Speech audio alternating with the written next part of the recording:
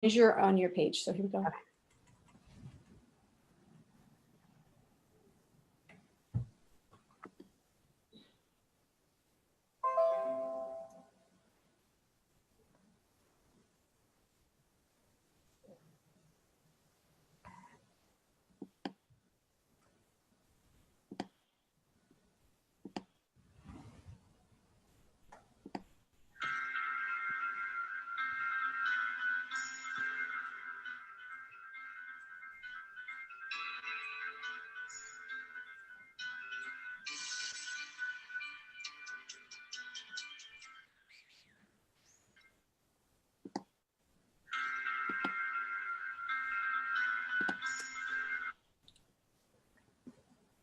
Welcome, Facebook Live. We are here for the Purpose Tribe today, and I am Mariah Velasquez, energy healer and psychotherapist.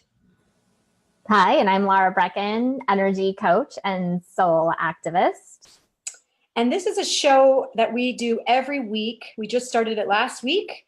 Thank you for all who are starting to watch. And it's a show that we put together for connecting the tribe all across the world of people that want to live consciously. It's our intention to reach as many people as possible to uplift the masses. So today's topic that we wanted to connect with everybody on has to do with self-criticism. And this, we're going to each kind of share a little bit about our stories, and please feel free to comment and ask questions and share about your stories even. This is a group connection here, and we're going to have Amanda, who remasters on in a little bit. I think she just said hello. I'm going to open up the comments so I can see what everybody says. And Connie Lee is here. Yay! Hey, Connie. Hey, Amanda. Yeah, so self-criticism. I was thinking today about how I started to have any issues ever with criticism of self. Like, when did it start? What kind of things have come up for me? I was thinking, what am I going to share? And so I started thinking back to some of my childhood experiences, and I was thinking, gosh, I came from a family where my father, he used to just make comments about people on television. He'd go, and more specifically about women. He'd go, oh, that woman, look at that on her, she has this, her chin is sagging. I mean, he would say things about women, and instead of complimenting them or saying things about their intelligence, he would say things like that. And so I had that. And then he used to kind of criticize my mom and say things to her, why don't you wear makeup and stuff like that. And so he also, it wasn't all negative. He used to be positive to me sometimes. But these little nuances that I got from my father used to kind of hang out in the background in my consciousness. So that was like the first memory that I started thinking, like, where did this come from? Like, why would I be that way sometimes about myself, criticizing myself? And so then I started thinking, what's another time? Then I remembered my first sweetheart in high school used to kind of grab my leg and go, what is that? And if he saw anything that wasn't muscle, what's that? So then I started running and things like that. And so then there started to be that whole adolescent criticism of the body image, that the body has to look a certain way. And this is before I was on my spiritual path, of course. But then one of the final main things I think has been a source of criticism was skin stuff. So probably around 12, I was an early bloomer. I started having really bad cystic acne, really, really bad. So this was like a really big source of feeling unattractive, insecure, and things like that. But, beyond all these little experiences that I had, I think it's not one finite thing that caused the criticism. I think it's really a group consciousness on this planet that has an ideal of how we're supposed to be. Not everybody, obviously, but there is mass consciousness that creates messaging that really does create these pressures on people, on all of us, that, if you tap into that just by living on planet Earth, you can get sucked into it. So we're going to share a little bit of tools and tips and things of how to transcend things that happened to us as we were growing up and how to transcend that group consciousness. So I'm going to turn it over to Laura before I share some of my tools and tips, because I want to also hear Laura's story about how self-criticism might show up for her. Yeah. I was thinking about this too, and starting to make a list, and my list got longer and longer and longer. It's like, wow. Okay. So there's the body issues, of course, which came up for me in a new way recently with the surgery that I had to have on my foot, and the possibility of having to have my toe amputated. And I didn't, but I did have to have some major surgery where I had to have a skin graft, and they told me that I'd probably have a deformed foot. It would never look the same. And so that was something that all the stuff came up for me. Well, what does that mean for me when I have a deformed foot and I live in a place where I wear sandals year round? Those interesting things. And obviously weight is always there in some way. And then just decision making, did I make the right decision? I should have done something else. I should have done more research. I should have blah, blah, blah, blah, blah.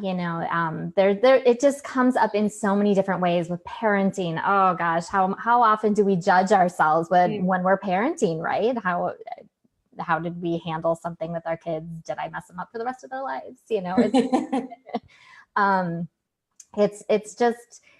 It's something that's always there, and we do have all of those outside pressures. And I know when I'm working with clients, self-criticism is about the hardest thing to deal with and to overcome. We have so much pressure, especially in our culture, the way it is, where we're supposed to be these super women, where we do it all. We exercise, we meditate, we take care of our kids, we have a full-time job, we have a spouse that we're supposed to be taking care of. I mean, it's so much. And then when we get overwhelmed and it becomes too much, then we collapse in exhaustion and then wonder, what's wrong with me that I can't keep up with all of this? Wow. It's so much. Wow. Thank you so much for your authenticity about all that. And I definitely can relate, especially to the parenting piece. Yeah. But yeah, what do you do when you're actually having a surgery, something that's altering your physical body? How do you cope with letting go of that attachment to the way you're supposed to be? Yeah. Right. So do you want to start with some of your things that have helped you, or would you like me to start with? Yeah, sure. So, with my coaching modality, we refer to the critic, the inner critic that we have as the gremlin. And one of the first things to do is to become aware when you're criticizing yourself, whatever that may be, and stop and saying, gosh, I'm being really hard on myself. Where is that coming from? And a lot of times when we unpack it, we realize that it's getting down to something really deep. And usually it's I'm not good enough in some way. It comes down, no matter what it is, once you unpack it, I'm not good enough. I'm not worthy. And so through that awareness, we are then able to work with that a little bit. So with the gremlin, sometimes it's good to name it, to give it a name, or even to have something some visual. So with me, it's a Dementor from Harry Potter. Because to me, it's like this soul-sucking thing, because it keeps me from doing what I want to do. It keeps me from shining my light, from stepping into my power, from creating the life that I want to create because of fear. And so that's my visual. And so that's a really good step, because it shines the light on that monster that is within you. But the other piece is that it's not a monster, because it's there to protect us. We created at some point in our life to protect us and keep us safe.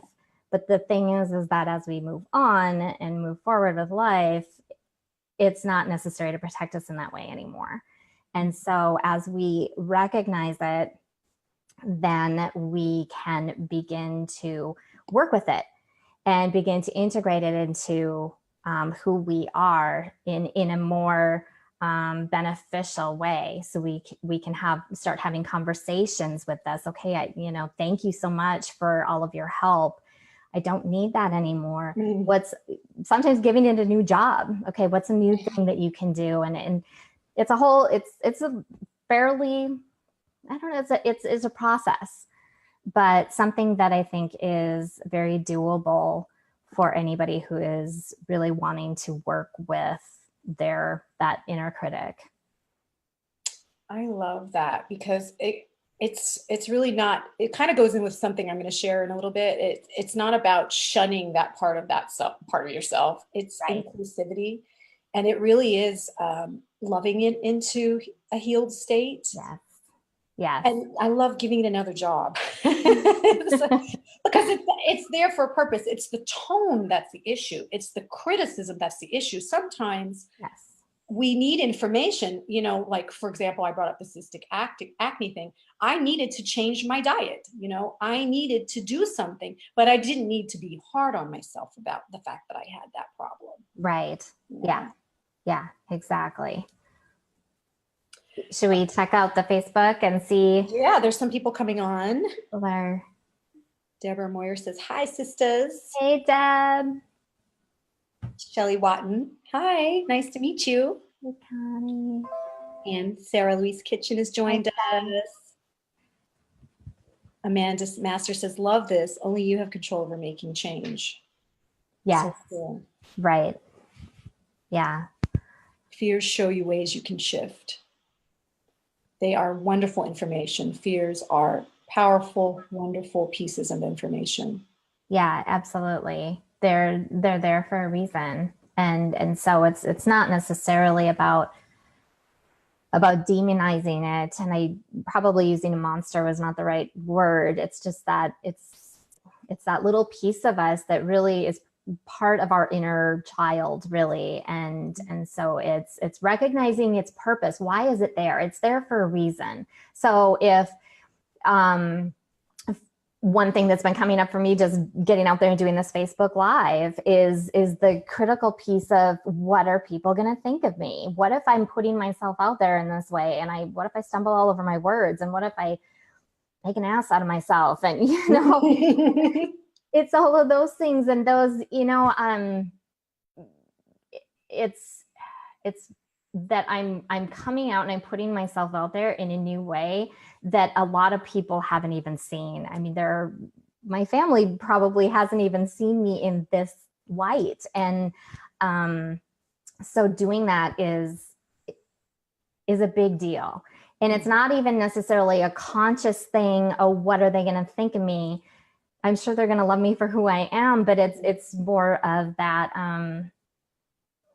What if they don't? I mean, for some reason it's there. And sometimes we can't always get to that pinpoint moment. Or there was that one time I was up in a group and I completely forgot what I was going to say, and they laughed at me. Sometimes we can, and that's great if we can pinpoint that, but a lot of times we can't. And so we just have to work with what we know and what we have, and to acknowledge it. So important to acknowledge and validate its existence within us, but have that real conscious conversation with ourselves and say, but I don't know where that fear came from. I'm sure you were there to protect me in some way, but I don't need that anymore. And I have the intention starting today to moving forward, where I'm not going to let you control me anymore, because I want to live my life in a more authentic way. I want to show up in a way that is more beneficial for me and the other people around me. What it sounds like to me you're saying is that it's about really being compassionate. You're speaking to it like you would your own child, with compassion.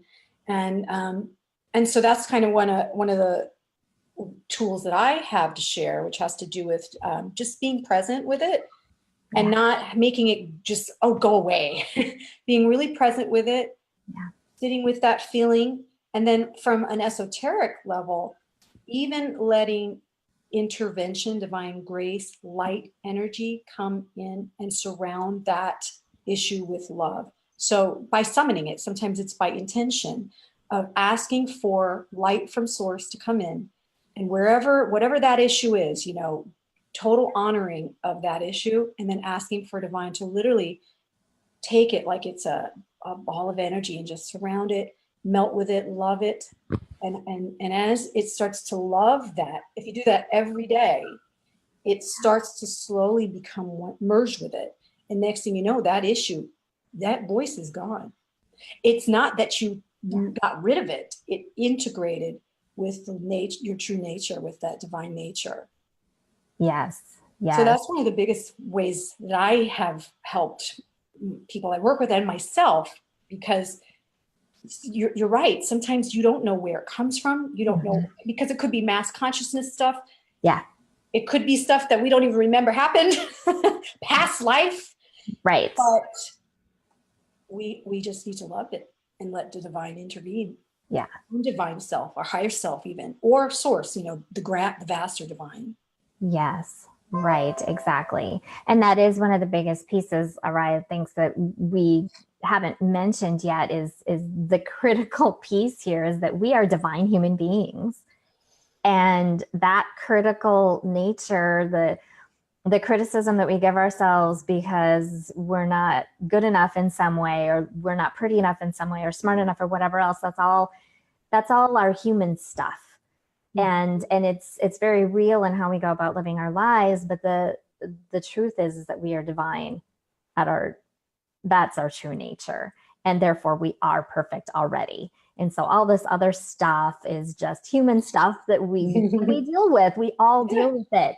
But remembering that, kind of getting through all that other junk, we are divine. And really sitting with that and working with that in the way that you said.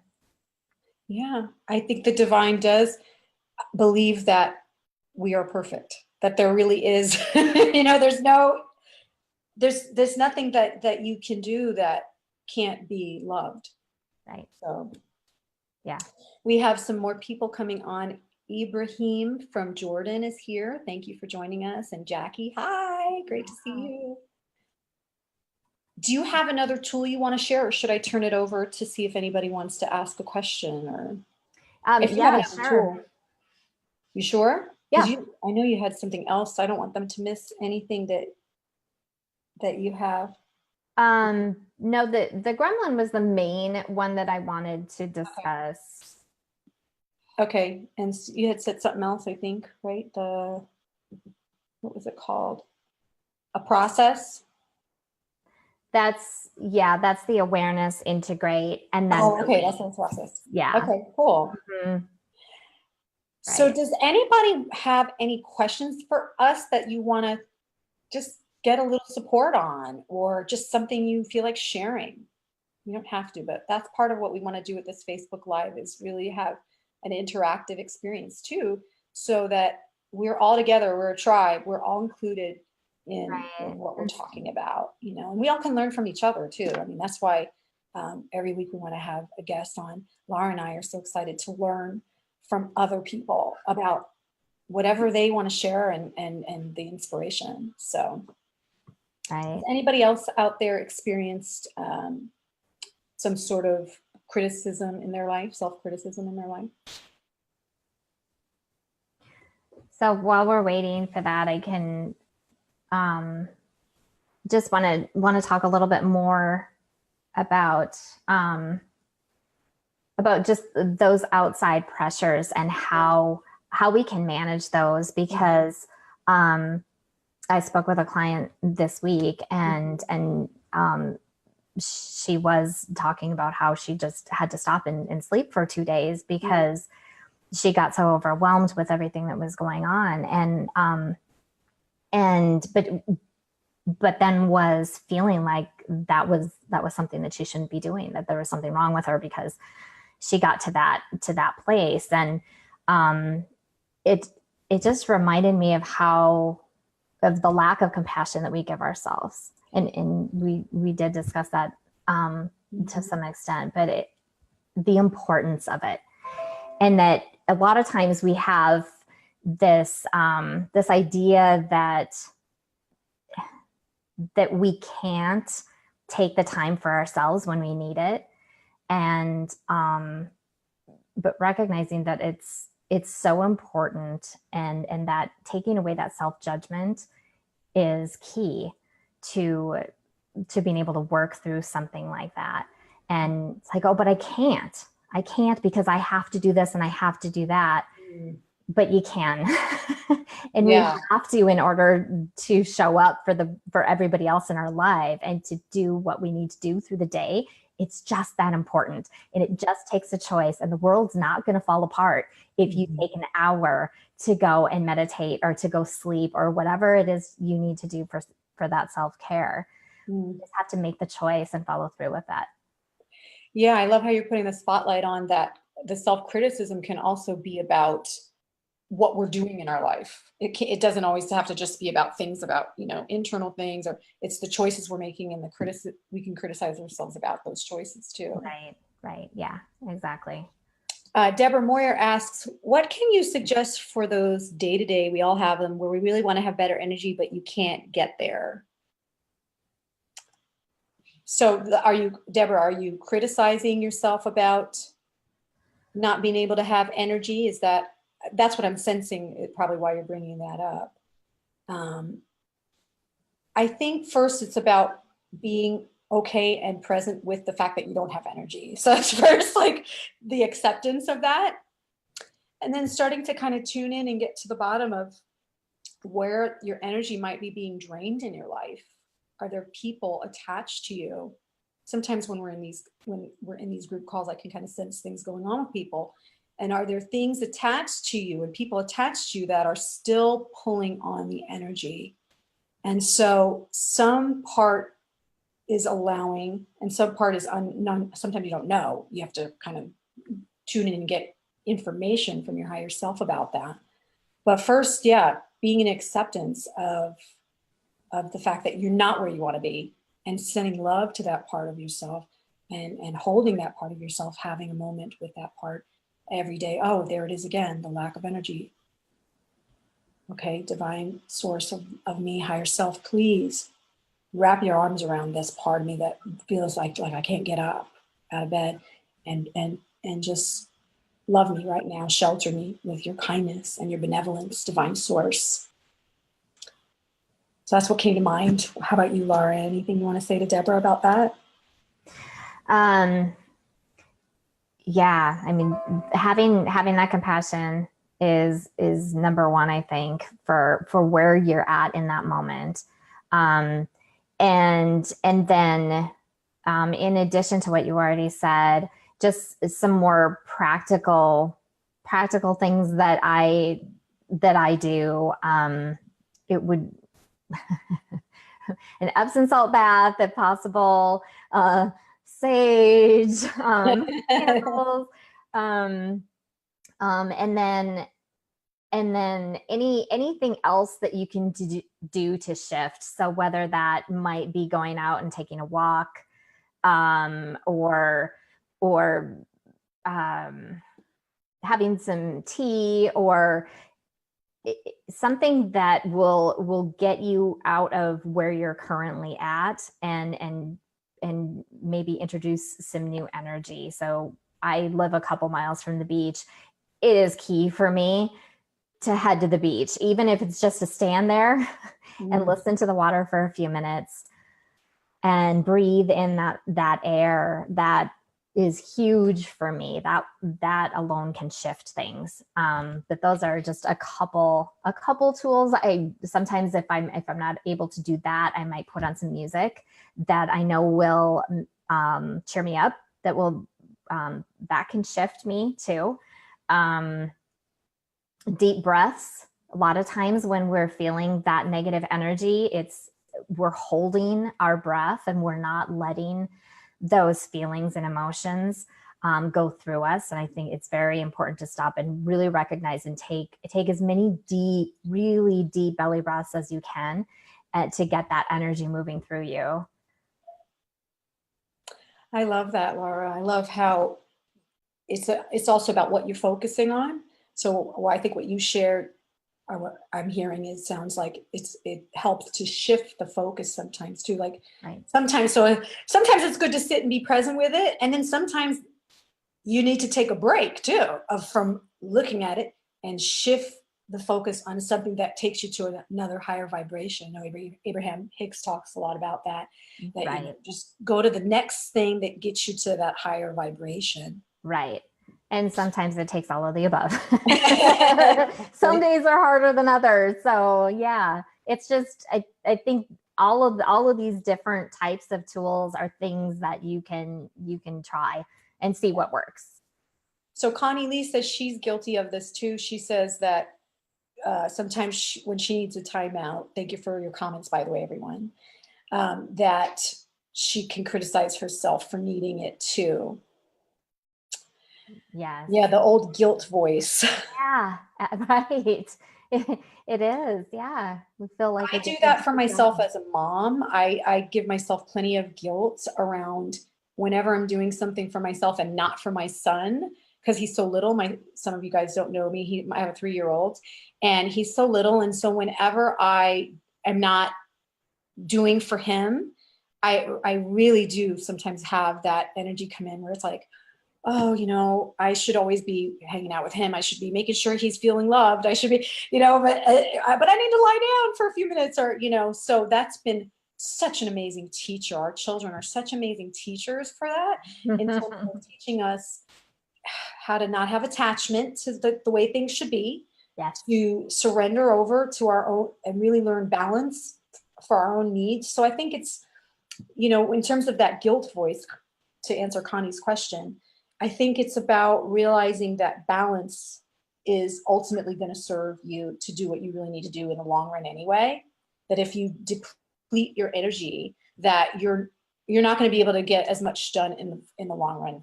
So you may as well keep that energy level in that middle zone, even keeled.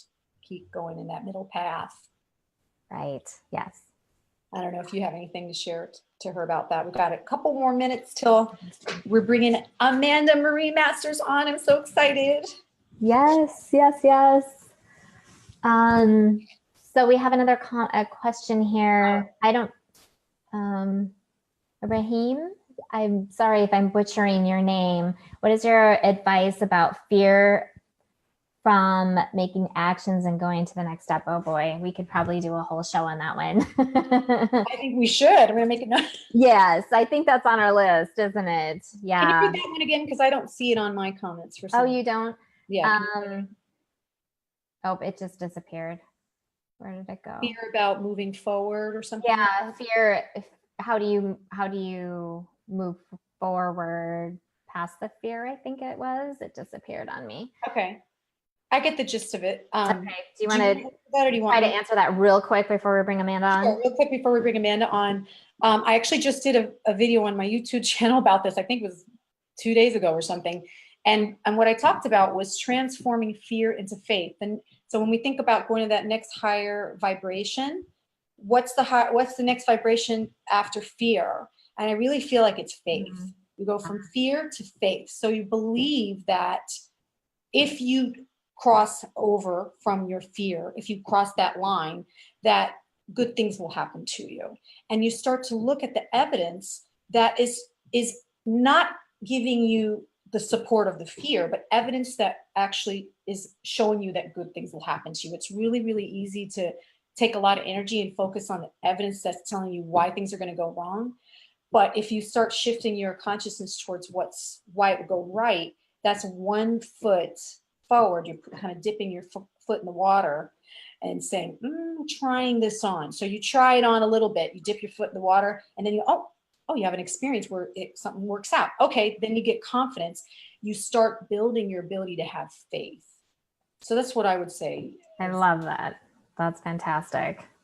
All right, so we're gonna have Amanda Masters come on, Amanda Marie Masters. And did you want to introduce her? I'm gonna just unmute her. I'm gonna put her on the screen here. Yes.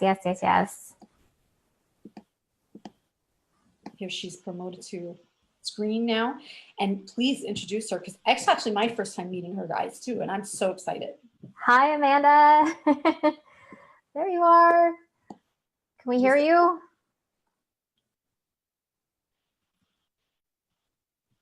Are you there?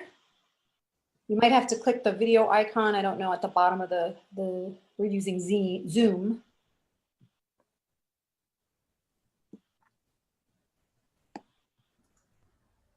Huh. There we go. I had to click join audio. This is my first time coming on this way. So great. Okay. Awesome. So thank you so much, Amanda, for being here with us. Amanda is mind alchemist and master channeler. And I've known Amanda for a couple of years now. And I'll just briefly talk about your meditations that I have been able to be a part of. She's amazing. Amanda takes you to a place where I don't know, a journey. It's a journey. It's not a meditation. Meditation doesn't even really, it's not the right word for it. It's a journey. And very, very, very powerful. I've heard her channel Wayne Dyer, Mother Gaia, Yogananda, among others, archangels. She's just an amazing being. And I'm really, really happy that you can be here today. So why don't you tell us a little bit about yourself and how you got to this place where you are today? Thank you, Laura, for that amazing introduction. My goodness, I really appreciate you. Beautiful. Yeah, I have to say about Laura. So Laura very naturally connects to my guided meditations. These are guided visualization journeys using the theta brainwave technique, where you are quieting your mind to a point where you're in the theta brainwave state. And you go on this journey of expanded consciousness. You allow and receive energy and information from the quantum field so that you can learn more about yourself, your own soul's journey, and the collective conscious experience of the meditation. Laura, ever since the first time she's attended one of my meditations, always has these phenomenal journeys. And her stories are amazing, because sometimes people will share, what they've experienced. And she's very connected. She's a very connected, conscious person and a loving being. So I'm honored to be here and support the launch of your show. Thank you. I'm really, really excited for both of you. And I couldn't believe it that just last week you guys had on a Heather Cleaves. That was nuts. That's wild. That's really wild. Oh my goodness. I have known Heather since she was 7. So I'm 5 years older. So I was like 12 or 6 or 7. She's been on family vacations with us. I was at her wedding. I mean, you name it. Like, my sister and I have always stayed connected, and I always call her sister number 2. Of course, I've gotten my hair did by her as well. So it's just so funny. It's hilarious. It's amazing that she happened to be on your show for show 1. I don't know how that happened, but small world. So yes. I'm happy to be here today and help support the launching of the show, because I think the two of you bring in a really cool dynamic and welcoming of a tribe of people that are here to awaken and shift into higher states of consciousness. So for me, brief history, it's a involved story, but brief history is I was in a car accident in 2010, and I was an empathic child. I always connected in with people's emotions and feelings, and I had a high emotional IQ. Didn't understand that was more of my, kind of pushed me into what I'm doing now. But as a kid, I really was very sensitive. which was hard. You guys were talking about fears and, you know, self-deprecation and those things earlier. I definitely was very, very hard on myself. And as a mom over the years, always trying to do more for my kids, always, you know, telling myself I'm not doing this and I'm not doing that. You know, so I've definitely walked that journey as well. But in 2010, so my like instant awakening or massive awakening was a story. I was coming home from San Diego Gas and Electric, where I work. I'm a project manager there on the 5 freeway coming north. And I was rear-ended at about 60 miles an hour while I was stopped on the freeway. And that created this complication in my spinal cord where I had pooling of fluid or syrinx in my spinal cord. And your cerebral fluid is supposed to move freely. You know, your spinal cord is porous. It should move in and out. It should move up and down between the brainstem. And it was blocked in multiple locations.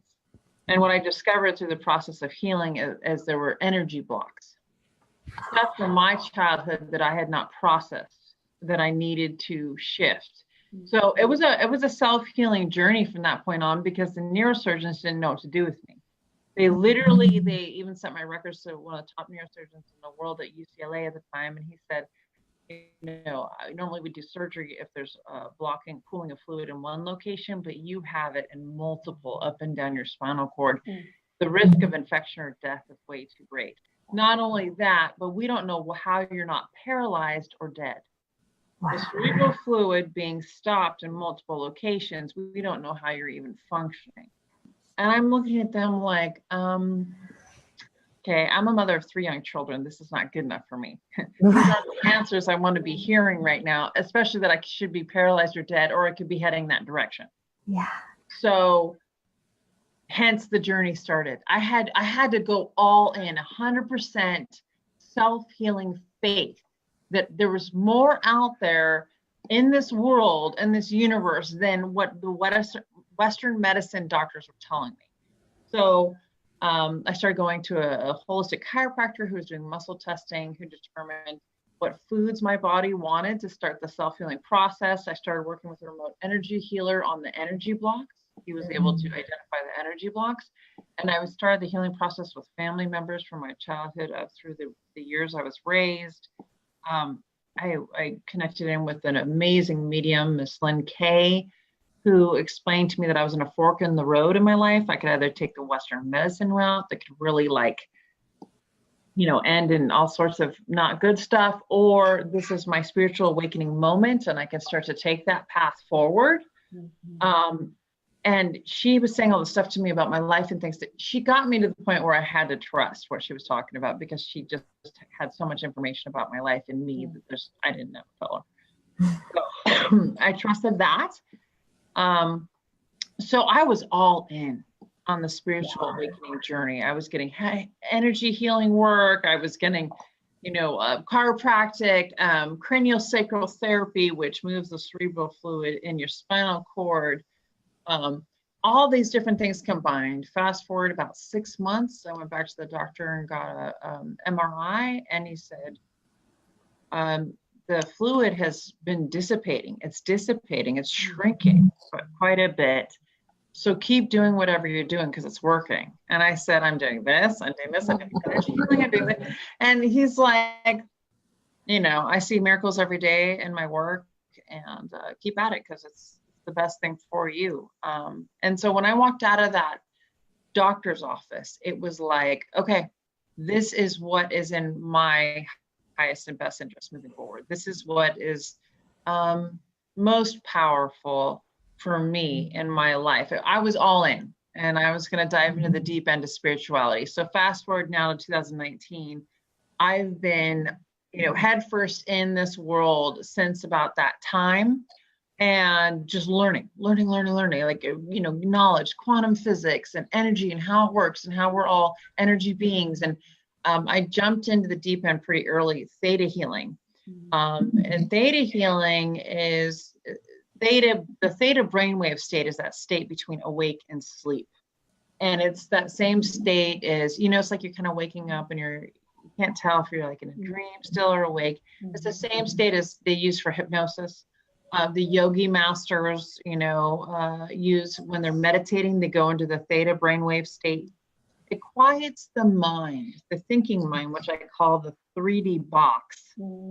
It quiets the thinking mind to the point where you are opening yourself to higher access points of consciousness. You're expanding your energy field to the point where you can open and receive to information and knowledge and vibration that is here for you. There's universal support always. The universe actually has your back, and it's always conspiring for you. It's learning how to trust and also access that energy and information that can help bring you, raise your consciousness to a level of co-creator with the universe in your life. And so that has been my obsession and work since that point. I've developed my own techniques of how I work with clients, how I, and like you said, you've been to my guided meditations, which are guided journeys in the theta brainwave state where people go through healing and they learn stuff about themselves and all sorts of stuff. So that's the crux of my work. And right now I'm really focused on something you guys touched upon a bit too, is like our thinking patterns, the subconscious mind. The subconscious mind rules about 95% of our lives, our habits, our blocks, our thinking, our perception of reality, our feelings, which is our projection of reality, or projects our reality. So my focus is the subconscious mind and seeing it as a frequency of energy, and a frequency of energy that can be shifted or changed or dissolved into your conscious self at any moment in time, so that you can function more unified in nature, not have so many things playing in the background that are not for you while you're trying to meet your goals and other things. So that's been my big focus more recently, for sure. Wow, what an amazing journey that you've been on. That is like so powerful that happened to you, and it was just boom, your higher self was like, you are on a path, you're on that next phase of life now, and whether you want to be or not, but you want it to be. So you are in sync with your higher self. You were ready. So that's pretty amazing that you just kind of surrendered and went for it. Yeah. I did. And I've gotten to the point now in my work where I connect into what I call higher frequencies of energy, or guides, ascended masters, guides, angels, you name it, come through to give me information for your life. Most important stuff for you and guidance, and also for the planet, bringing more love to the planet, supporting people in the awakening of their consciousness. I bring through a lot of important universal messages. And it's funny because a lot of what I write about and what I bring through, like on video or whatever, it's like a new way of communicating the same words. These universal knowings have been taught again and again and again for thousands of years. And it comes through and it needs to be heard again by the latest generation, or as globally we're raising in frequency right now, there's something called the Schumann Resonance, which is the lower band of frequencies that is the electromagnetic field of our Earth. Okay, there's many layers in that. The Schumann Resonance, scientists measure the Schumann Resonance and the frequency at which the electromagnetic field of Earth is vibrating at. And about the past year, recent months especially, it's reaching new levels of hertz and vibration than ever before. Oh, wow. So Mother Earth is raising her frequency, and with that, everything in, on, and around her is also raising her frequency. And so scientists are in the process of determining, well, what does that mean for humanity? What does that mean for our weather patterns? What does that mean for everything going on around us and within us? And so as humanity awakens and there's this ascension happening, people are like no longer okay with crap going on in their lives. What used to be comfort zone in their lives are now finding extremely uncomfortable, to the point where they have to stop certain habits, not be in relationships with certain people, not do the certain job anymore, change things, because they're raising in frequency to the point where they're more connected to their soul's vibration or higher state of consciousness. So it's making for a big shift for all of us. So yeah. Yeah, I've been feeling that. I know you have. We've Oh had my many a God. conversation about you needing to shift and wanting to make change. That's why I'm so excited about this show. That you're out there and you're doing this work. Yeah. And that you guys are, kind of, you're just starting this aspect of bringing your tribe together. There will be a lot of people attracted to what you guys are doing. So it's great. Thank you.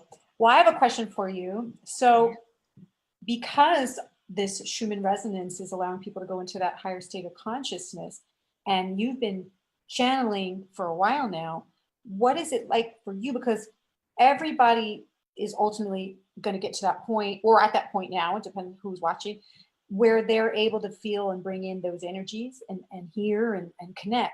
So I feel like a lot of ways people get activated through the presence of how you do it. If you share, what is it like when you start opening up and you're getting a message, and it's almost like it triggers their soul memory, on how they can open up and awaken to hear and listen to their guides. So could you share a little bit about that? How it feels for you? When I get messages, or Yeah, when you're opening up to an ascended master through, or what does it feel like? Yeah. So at this point for me, it's a how does it happen? It comes through, I literally hear their voice. So it's separate than my own. A lot of people receive information, intuition. They'll hear their own voice, or it's just a thought that comes through, but it's coming from higher guidance or whatever. The way it comes through for me is that I actually hear that being's voice, and it's separate than mine. And I see a picture of them in my higher state of consciousness, or third eye. So like if the Holy Mother's coming through, I see that vision of the Holy Mother, and I hear her voice, and it's very soft, and it's very gentle, and it's very unconditionally loving and compassionate. And so I know, okay, she wants to talk, she's coming through. And a lot of times when I'm in guided meditations or when I'm doing work with people, there can sometimes be a lineup of angels or masters that want to come through and communicate. So for me, it's multidimensional now because I've been doing the work. So I hear their particular voice, I get a vision, and knowing, it's like this whole thing that goes on, where I kind of know who it is. And for a lot of people, when they start,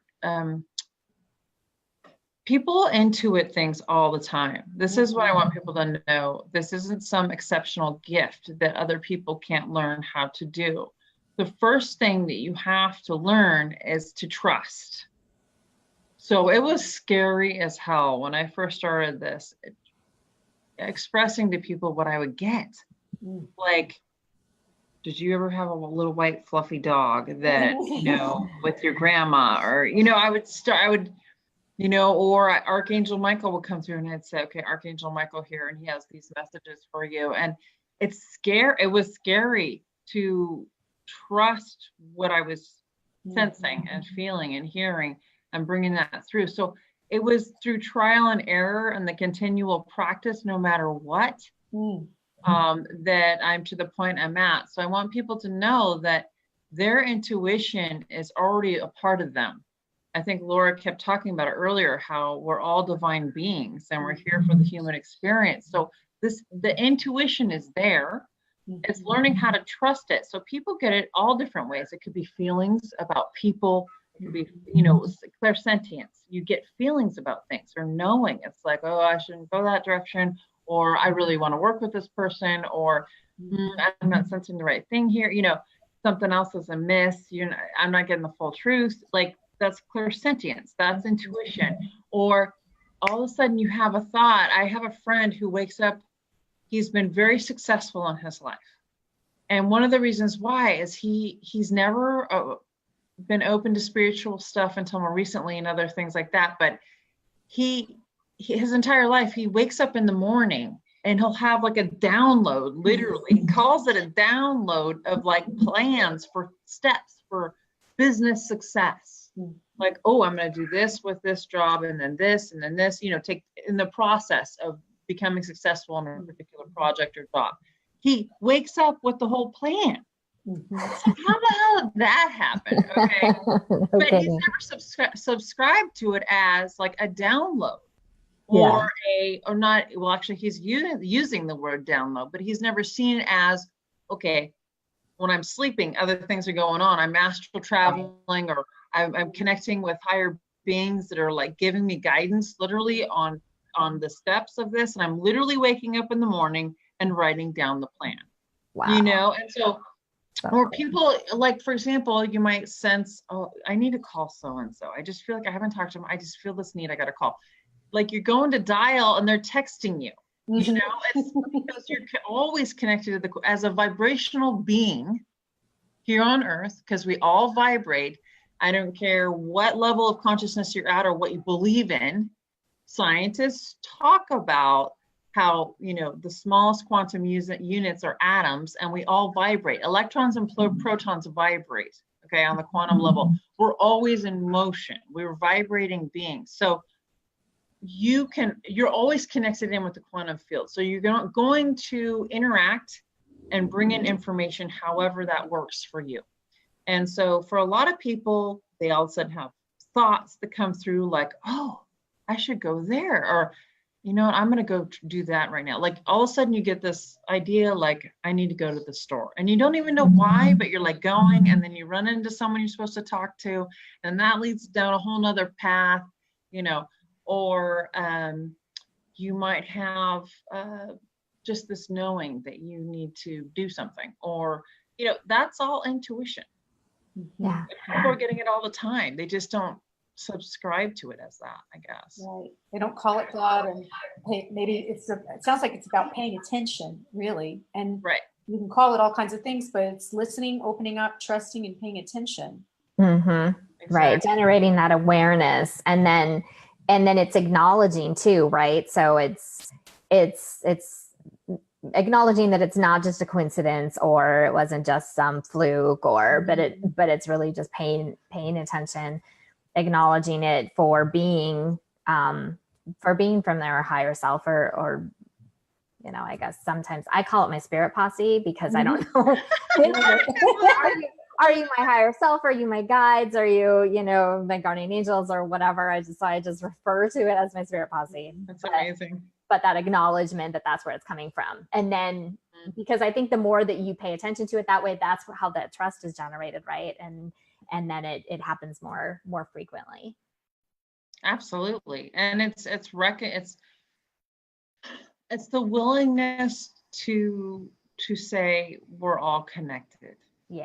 So, you know, frequencies are vibrations of energy. We've agreed as a collective consciousness that there's electricity, there's radio frequency waves, we can't see those. There's microwaves, we can't see those. There's the different bands of sound vibrations, yet we can't see those. Right. I'm here to tell everyone there's a ton more vibrational frequencies than that we all connect into on a daily basis and can open ourselves to the more we learn. That allow us to have a lot more control over our lives and how we're going to operate day to day. And one of the things is, you guys were talking about this a little bit earlier, Laura was talking about self-care. That is something, you know, if you looked at my daily schedule, you'd say, oh my gosh, you're one of the most busiest people on the planet. You have a project manager position, you're doing all the spiritual work, you're out there all the time, and you have 3 children. How do you do it? Well, how I do it is I balance my day like bookends. I start the day with meditating, doing some stretches, drinking some tea, doing my practices of gratitude to bring myself into balance, to clear my energy after a sleep and bring myself into balance. I also set intentions about what kind of day I want to have. And I send love to the places I'm going to go. So right then and there, I'm making a conscious choice of how I'm going to experience my day. Now, at some point soon after that, I have to get my 15-year-old daughter up. That's another story. That's another part of it. That's not the cherries and the. However, the way I manage her in the situation is much more balanced because I've meditated and everything else. Right. And then at the very end of the day, I do the same thing, like bookends of my day. I clean and clear my energy. I meditate. I look at what things I'm in gratitude for the day, because I look at our energy body, our spiritual self, our energy body, mind, body, spirit, as just as important as our physical body. So we shower, we brush our teeth, you know, we do our best to eat healthy and take care of ourselves. Why wouldn't we scrub our energy body? Why wouldn't we keep ourselves cleared of stuff that doesn't serve us, that makes us feel heavy and icky, maybe other people's crap or other people's energy? Why wouldn't we want to keep ourselves clear of those things? Yeah. You know, so I do a lot of work. I teach a lot of that stuff, and I do a lot of work myself to stay in that state as best as I can. Let's put it that way. You have your good days and bad days. We all do. Right. I Yeah. love that. The spiritual self-care and the clear intentions that you set up for the day from the beginning, and that you end the day that way. Yeah. Exactly. They're great suggestions. Yeah. Absolutely. Hey, we're almost complete with our hour, but I want to ask just one thing of you that I'm just so curious about. I heard Laura told me that you channel Wayne Dyer. Can you tell us a little bit about what that was like when that first kicked in for you? What kind of messages you got? Or that's so cool. Yeah, he's come through like on many of my videos. So if you go to my website, AmandaMarieMasters.com, I have videos on there, or my YouTube, Amanda Marie Masters, or Facebook page, Amanda Marie Masters. He started coming through in 2017, early 2017. I was actually watching another well-known channel, Pamela Erlin, and she brought him through. So he came through with her, and so she was just talking about general knowing and stuff. Something happened when I was listening to her connect. Something happened to me, and I went zap, and like all of a sudden I woke up. I woke up the next day, and it was like he was communicating with me. I woke up. I'm like, Wow. who is this? And he's like, who do you think it is? It's Wayne. You know, it's like very like matter of fact. And I'm going, oh my God, this is Dr. Wayne Dyer. Holy guacamole. So that's where it started. And then it was the trust. I'm going, is this really? I mean, you go through all that. It's not like I'm sitting here like, oh, I know all, and I was perfect from the beginning, and I'm a gift. And it's not like that. I've worked my ass off. I have practiced endlessly, day in and day out, channeling, meditating, trusting, always choosing to lean in. As scared as I am, you talk about fears, as fearful as I've been in moments, I've chosen to lean in and do the work. My first channeling video, I literally was sitting, you should see my early videos, they're hilarious. So I'm like, I'm channeling, I'm literally on this platform channeling beings. How freaking scary is that? I'm showing the world the side of myself where I'm channeling. Yeah. Going, Wow. You know, it's none of my business what people think about what I'm doing, because I'm supposed to bring it through. But how scary is that? Like I literally channel.